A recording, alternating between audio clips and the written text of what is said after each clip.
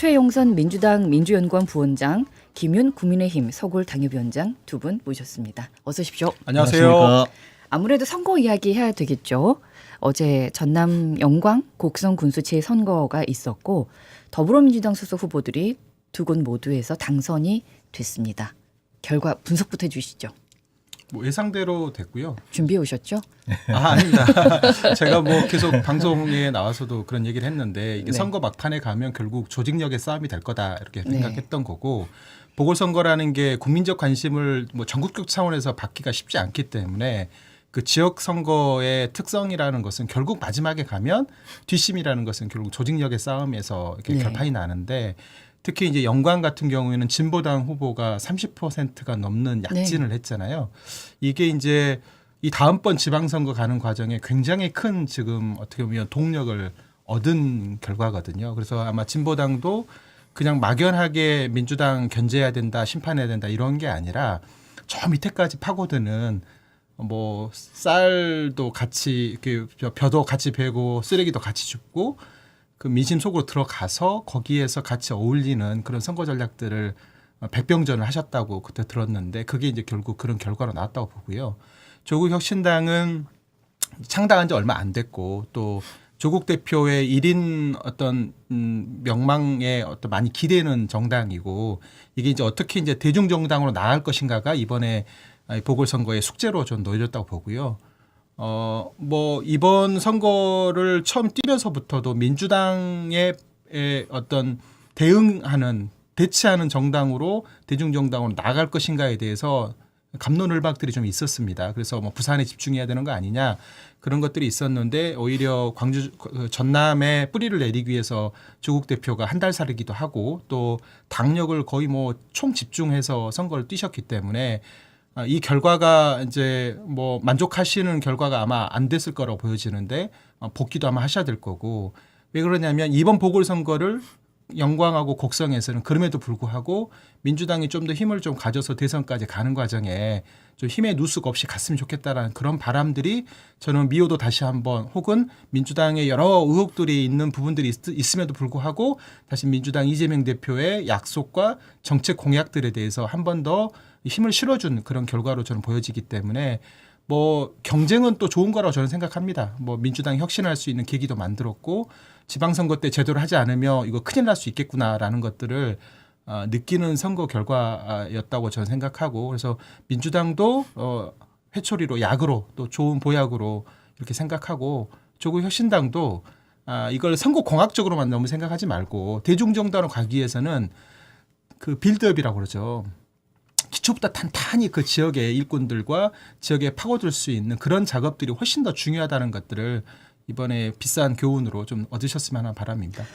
부드럽게 표현해 주셨는데 네. 저는 이재명 대표의 입장에서는 이겨도 이긴 것 같지 않은 느낌을 저는 강하게 갖고 있을 거라고 확신합니다. 그게 왜 그러냐면은 당연히 곡성은 말할 것도 없고 영광은 상당한 차이로 민주당이 이겨야 정상이거든요. 네. 그렇지 않습니까? 근데 거기서 사실상 제가 볼 때는 당선은 됐지만은 내용을 보면은 패배한 거예요. 왜 그러냐면 득표율이 지금 41%밖에 못 얻었단 민주당이 말이에요. 41%, 그래서 진보당이 한 30%, 그다음에 조국 혁신당이 26%. 예. 그러니까 중요한 건 뭐냐면 50%에서도 한참 못 미치는 40% 초반에 머물렀다라고 하는 것은 이재명 대표로서는 그리고 더불어민주당 입장에서는 상당히 지금 긴장할 수밖에 없는 국면이다. 그러면 왜 이런 결과가 나왔을 것인가 하는 부분들에 대해서 저는 조금 과감히 말씀드린다면은 이재명 사당에 대한 일정한 호남 민심의 견제가 이미 작동하고 있는 거다. 저는 그렇게 판단합니다. 그러니까 왜 그러냐면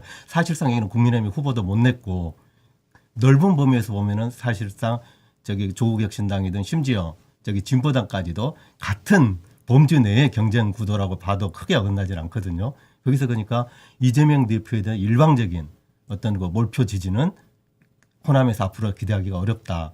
사실 이런 징후는 그 전부터 계속 있었는데 이번 지방선거에서 그 확인이 된 거거든요. 이번 투표 결과를 보고 나서 당을 보고 투표를 했다고 생각을 해야 될까요? 아니면 후보군을 보고 투표를 해야 됐다고 생각을 해야 될까요? 뭐 마지막에는 대표를 보고 찍었다고 저는 생각합니다. 그거 인정해야 됩니다. 예. 그거는 마지막 이재명 대표가 이 군수 선거에 한 3번 그것도 굉장히 오랜 기간 머물면서 다시 한번 힘을 모아 주십사 요청을 드린 거고 뭐 이런저런 뭐 비판도 제기될 수 있고 또 뭐 지금 김윤 위원장이 말씀하신 그런 부분들에 대해서도 뭐 그렇게 이야기하시는 분이 있을 수 있죠.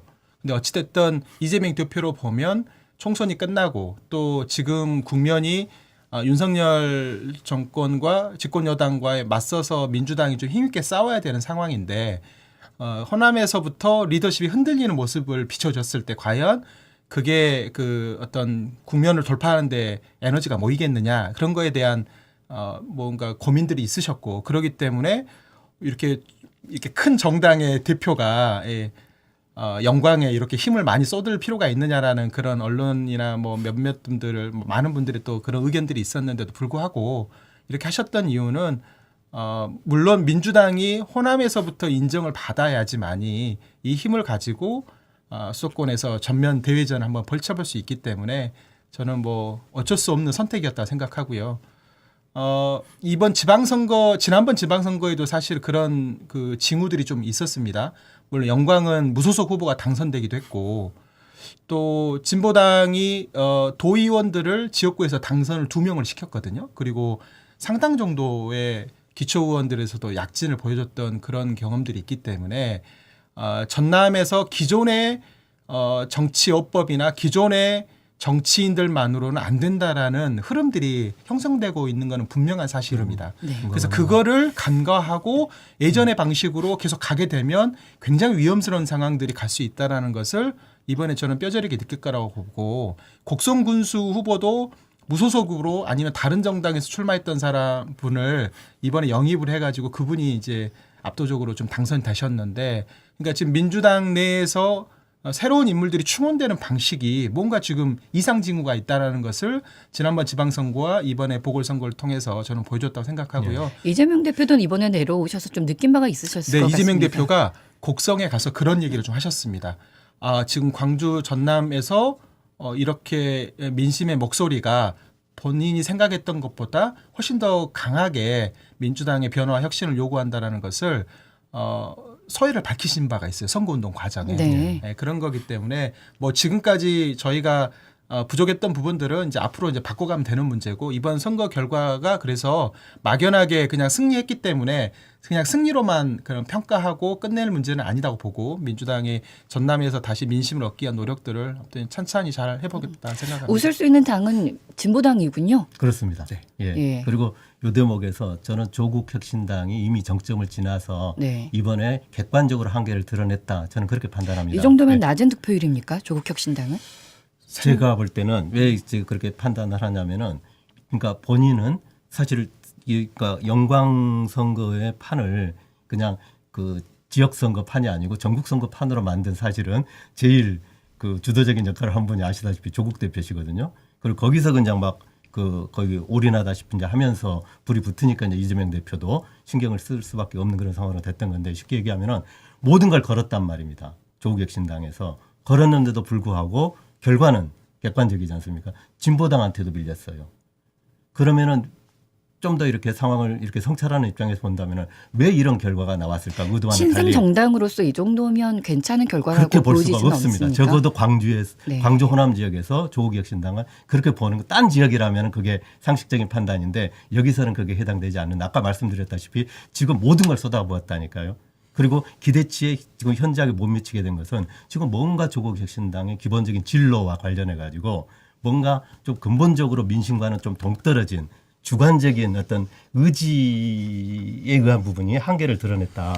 저는 그렇게 판단합니다. 그 곡성하고 영광이 분명히 선거 기조가 좀 달랐고 네. 초반에 불이 붙은 것은 사실 영광에서 장현 후보가 민주당을 탈당하고 조국혁신당으로 출마하면서 장현 후보는 거기서 5번 선거에 나오셨던 분이었기 때문에 인지도도 상당히 있었고 또 나름대로는 2위 정도를 하시면서 굉장히 경쟁력도 있는 분이시라고 생각했는데 그분이 얻었던 어떤 여론조사 지지보다 마지막 선거 결과가 더 낮게 나왔거든요. 네.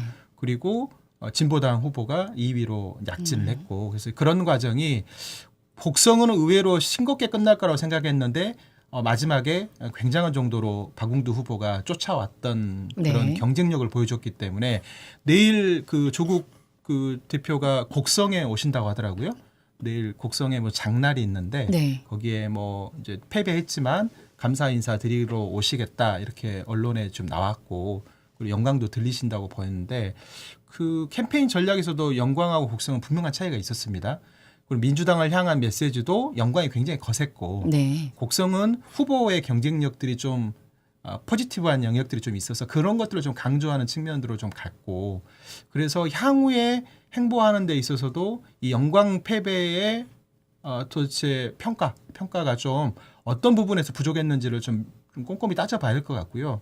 곡성 선거는 생각했던 것보다 곡성에 있는 후보의 경쟁력도 좀 있어 보였고 또 네. 젊은 분이고 또 이 곡성이라는 곳이 굉장히 노령화 지수가 높고 또 인구도 되게 적기 때문에 어떤 변동폭이 그렇게 많지 않은 동네인데도 불구하고 35% 6% 정도의 여지를 얻었다라는 것은 그것은 좀 앞으로도 좀 씨앗이 되지 않을까 싶은데 뭐 이제 어쨌든 민주당도 지금 이 선거 이후에 여러 가지 고민들을 좀 하는 그런 시간을 가져야 될 상황으로 저는 보여집니다. 분석의 시간이 좀 필요하겠군요. 네. 양 당 다. 네. 근데 부산의 선거 결과도 좀 차이가 커가지고 지금 민주당으로는 제일 뼈아픈 대부분이 그건데요. 네. 그러니까 이번이 결국은 호남 본진에서 너무 세게 싸움이 붙다 보니까 이번에 강화에서도 민주당 후보가 역대 얻었던 후보 중에 가장 많은 표를 얻었거든요. 네. 거의 어떻게 보면 경기도에서 맞습니다. 가장 보수적인 동네인데 거기서 민주당 후보가 4,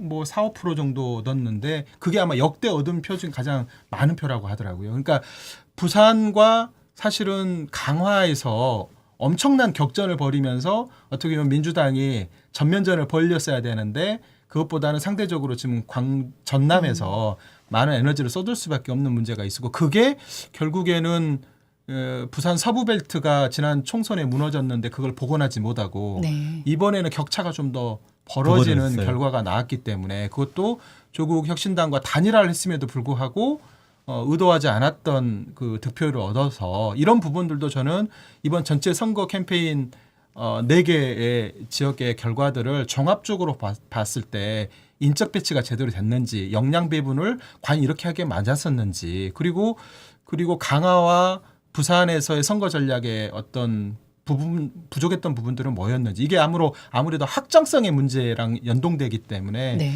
그런 점들을 민주당이 좀 꼼꼼하게 반성할 부분들은 반성할 필요가 있다 이렇게 생각합니다. 금정 선거는 그래도 제가 네. 이렇게 같은 당 입장에서 나름 뭐 직접적인 지원의 한계는 있었지만은 지켜봤고 왜 이겼는지 이건 제가 좀 구조적인 분석이 가능할 것 같아요. 숫자로 얘기하면 3+1로 이겼다 저는 그렇게 봅니다. 3 실력, 네. 1 행운 요게 결합돼 가지고 20%가 넘는 격차를 했는데요. 이게 세 가지 실력을 얘기할 때는 첫 번째가 한동훈 대표의 작전이 먹혀들었다. 그러니까 핵심 뭐냐 명분 있게 현 윤석열 정부하고 일정한 차별화를 일관되게 좀 시도했던 거 명분 있게 요 부분이 상당한 정도 당심과 민심을 얻었다. 그러니까 지금 그 집권 여당이 좀 굉장히 어려운 국면 아닙니까? 저기 뭐 명태균 씨 그 사건까지 있고 그래가지고 이런 와중에서 그러면은 이걸 누가 어떻게 제대로 수습할 것인가 하는 부분들에 대해서 네. 한동훈 대표를 확실하게 밀어야 되겠다는 입장 정리를 그걸 꺼내낼 수가 있었다 이거 하고 그리고 어찌됐든 선거는 치열하고 성실한 쪽이 최종적인 승리를 가져오게 됩니다. 부산시당을 중심으로 해가지고 거의 부산의 저기 당원들이 총력전을 펼쳤거든요. 저는 그걸 너무 잘 알거든요. 끝까지 악착같이 했던 게 상당히 그러니까 전체적인 저기 전국 상황은 굉장히 어려움에도 불구하고 바닥에서 승리를 이끌어낼 수 있었다. 그리고 이제 세 번째는 후보 경쟁력이 누가 보더라도 차이가 있었습니다. 뭐 인정 안 하실지 모르겠는데 실제로 김경지 후보가 상당히 좀 말이 많던 요 정도를 하겠으면 말이 많던 후보였고 그래서 후보 경쟁력 부분에서도 밀리게 되니까 전체적으로 종합 점수가 낮게 내온 거고 행운이라 한 건 뭘 얘기하는지 아십니까? 뭡니까? 마지막에 조국 대표가 도와줬거든요. 어떻게요? 단일화하고 마지막에 지원 유수를 한 게 훨씬 더 이쪽이 결집할 수 있는 그런 모멘텀을 사실은 줬다. 이건 제 얘기가 아니고 상당한 정도 많은 사람들이 지역에서 조금 우리 광주 호남 버전으로 가면 꼴배기 싫은 그렇게 볼 수 있는 겁니까? 아니 그건 제가 실제로 들었고 많은 사람들이기 때문에 제가 네. 그대로 전달하는 겁니다. 이건 의견이 아니고. 사실은 지금 아실 거예요. 부산 예. 서부벨트는 낙동강 벨트라고 그래서 네. 민주당이 굉장히 오랜 기간 동안 동진 정책을 통해 가지고 뿌리를 사실은 많이 내렸던 곳이고 지난번 총선에서도 박빙의 선거의 결과들이 많이 있었던 곳입니다. 근데 이제 이번에 얼마 지나지 않아서 치러진 이 보궐선거에서 물론 이제 지방자치단체장을 뽑는 선거와 국회의원 선거를 뽑는 게 약간의 차이는 있을 수 있겠지만 그래도 뼈아픈 대목이 있다라는 생각이고 조국 대표와 이재명 대표의 확장성, 이제 정권 교체에 대한 확장성을 사실은 보여줄 수 있는 그런 공간이 부산 서부 지역, 특히 금정구 이런 부분들이었는데 그런 결과를 못 내온 것에 대한 어떤 좀 내부의 어쨌든 평가가 이번에는 어떤 제가 계속 반복적으로 말씀드리지만 이거 있어야 된다라는 거고 이게 왜 그러냐면 지금 현재 굉장히 감정적으로 틀어진 상태로 이번 지방선거까지 계속 독자적으로 계속 양 당이 세력화를 해나가는 과정이 될 거고 그건 계속 부딪히는 결과로 나타나게 될 거거든요. 근데 선거라는 게 연대연합이 안 되고 부딪히는 과정으로 가게 되면 결국은 지지자들의 감정이 틀어지다 보니 선거의 시너지 효과가 나지가 않아요. 네. 그게 안 근데 났다는 게 결국은 대선까지 간다고 본다면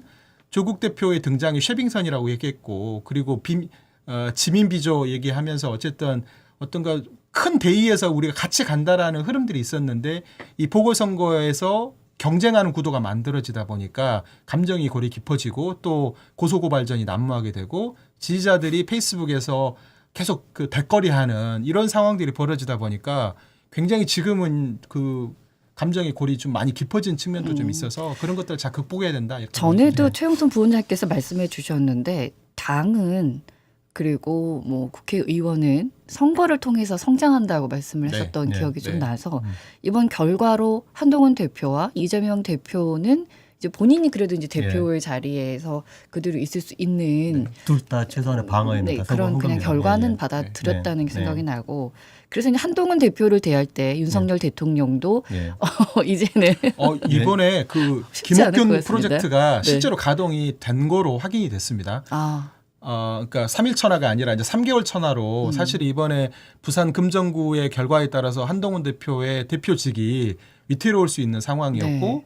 또 이제 뭐 독대가 이루어질 거라고 이제 보여지는데 만약에 졌다고 한다면 독대가 이루어지기 전에 사실은 내부 반란이 일어났을 가능성도 굉장히 농후했을 거거든요. 2대1로 하자는 얘기를 했다는데 대통령실에서 이제는 다시 또 독대로 갈까요? 아니 독대합니다. 이번에 이제 선거가 그걸 이겼기 바꾸진 때문에. 않고. 예. 비서실장을 같이 겸하겠다고 네, 했다는데. 네, 네, 네. 그리고 이 한동훈 대표가 결국은 이제 국정 운영이라는 게 지금 이번 뭐 보궐선거 하나로 뭔가 반전의 계기를 만들기는 어렵고 결국은 명태균 폭탄이 어떻게 어디서 터질지를 모르는 상황이기 때문에 네. 선제적으로 이것들을 제압하고 가지 않으면 계속 끌려다닐 수밖에 없잖아요. 그래서 아마 한동훈 대표는 전면쇄신과 뭐 정진석 비서실장 정도까지는 어쨌든 직을 내놔라라고 이제 처음에는 요구하지 않으셨지만 네. 앞으로 그런 국면으로 좀 가고 있어요. 이제 강한 드라이브를 걸겠죠. 본인이 직접 얘기할 것도 없이 그러니까 네. 지금 상원 측을 한동훈 대표가 명확히 오늘 천명을 했고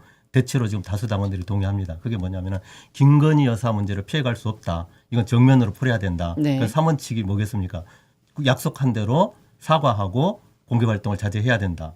그다음에 김건희 여사와 관련된 인적 쇄신을 전면적으로 해야 된다. 그다음에 또 하나가 김건희 여사 관련된 의혹이 국민들이 납득할 때까지 정확하게 규명돼야 된다. 사실 이게 오늘 다수 그럼 국민들의 요구인데 검찰의- 여야를 넘어서 이걸 네. 명확하게 표명했고 저는 우여곡절은 있지만 결국 이 방향으로 간다. 네. 그리고 그러니까 이제 그렇게 가라는 강력한 의사 표시가 사실은 금정구 선거에서 기존에 이렇게 열악한 조건에서도 한동훈 대표를 사실상 뒷받침해줬다 이렇게 보는 게 맞을 네. 겁니다. 오늘 그런데 이제 검찰이 도이치모터스 주가 조작 연루 의혹과 관련해 가지고 무혐의 정결차를 내버렸단 말이죠. 그래서 이제는 한동훈 대표가 본인이 그렇게 얘기하셨잖아요. 국민들이 납득할 만한 결과를 그 검찰이 내놔야 된다라고 했는데 국민이 납득을 못하고 있거든요. 그러면 이 상황을 그러면 한동훈 대표가 어떻게 풀어갈 것인가에 대한 전국해법에 대한 얘기를 내놔야 될 것이고 민주당은 어쨌든 이 결과를 도저히 납득하기 어렵고 그렇기 때문에 이 문제와 관련돼서 그러면 여야 간에 뭔가 이 문제를 풀기 위한 논의를 한번 요청을 한다든지 뭐 그렇게 해서 다른 거 우선 다 빼고 우선 이 문제와 관련돼서 단기적으로 문제 해결을 위한 공동 행동을 나서는 걸 좀 제안하면 민주당하고 같이 뭔가 그림을 그릴 수 있지 않을까 생각합니다.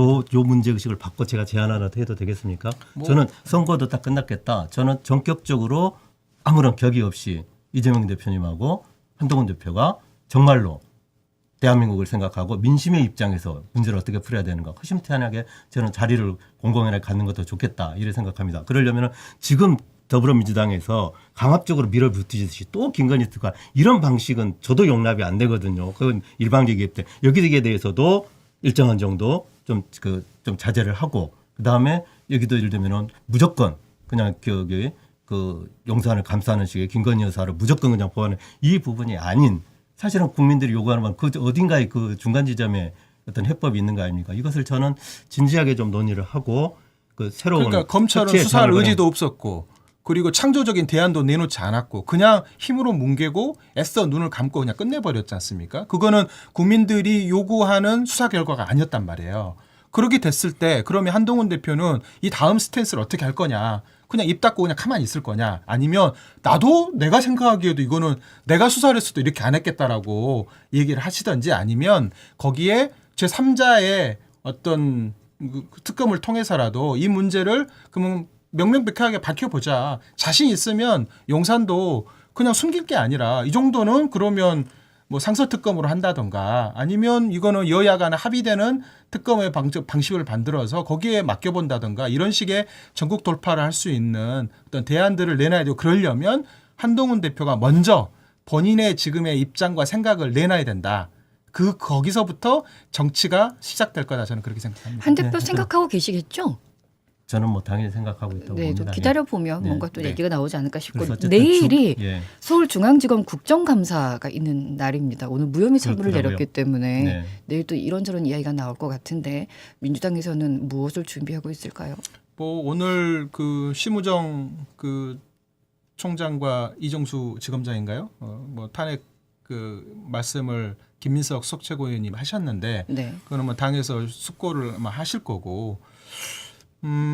저는 이 중앙지검의 전에 이 수사를 담당했던 수사부 수사 담당과 이종수 지검장이 오고 나서 이후에 이 수사의 어떤 결과가 이거는 국민들이 납득하기 쉽지 않기 때문에 내일 아마 국정감사하는 과정에서 그런 부분에 대한 논의가 있을 거고 그게 무르익고 무리익어서 이 전국 돌파를 할 수 있는 여야 간에 좀 합의될 수 있는 어떤 논의들이 앞으로 좀 이루어졌으면 하는 그런 생각입니다. 네, 국감이 있는 시기에 선거가 있어서 네. 총력을 기울이지 못하지 않았나. 이게 사람들이 그렇거든요. 아, 눈에 띌 만한 뭔가가 없었는데 사실은 국감을 국민들이 좀 많이 기다렸었고 네. 네, 뭐가 없는데라고 했는데 그 선거가 말만 이제 거칠었어요, 어제 그래도. 끝났기 때문에 네. 앞으로는 국민들도 좀 납득할 만한 국민의힘이 잘못한 점이 있으면 있죠. 민주당이 네. 이제 이야기를 좀 하고 예. 그런 것들을 기다리고 있는데 뭐 기대해도 되겠지요.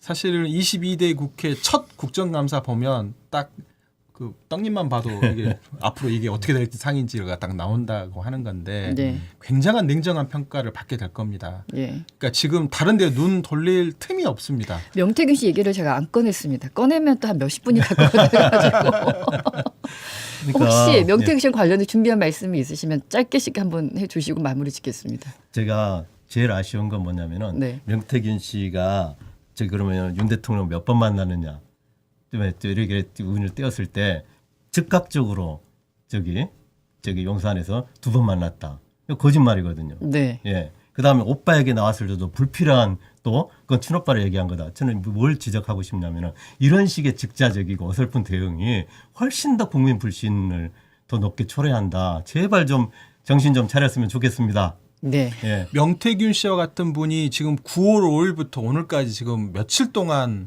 언론에 이게 등장하고 있는지는 모르겠지만 거의 40일이 좀 네. 넘잖아요. 이렇게 만든 것은 결국은 대통령실의 무능이다.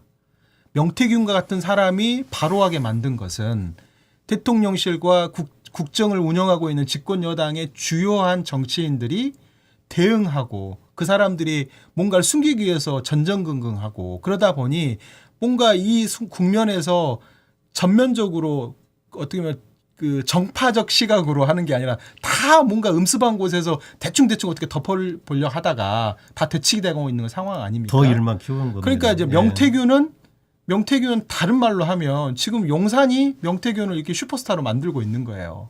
그러면 명태균 씨에 대해서 비판할 게 아니라 지금 저는 용산은 거의 마비 상태라고 생각합니다.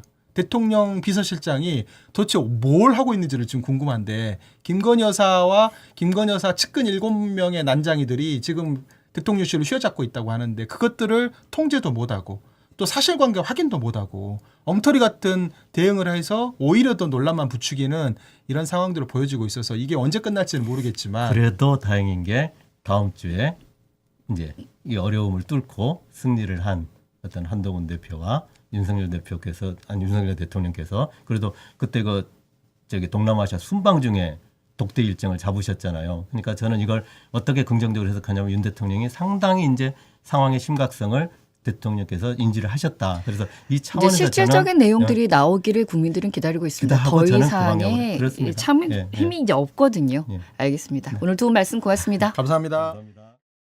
언제 어디서나 내 손 안의 뉴스. 광주 MBC 뉴스 유튜브 구독으로 함께하세요.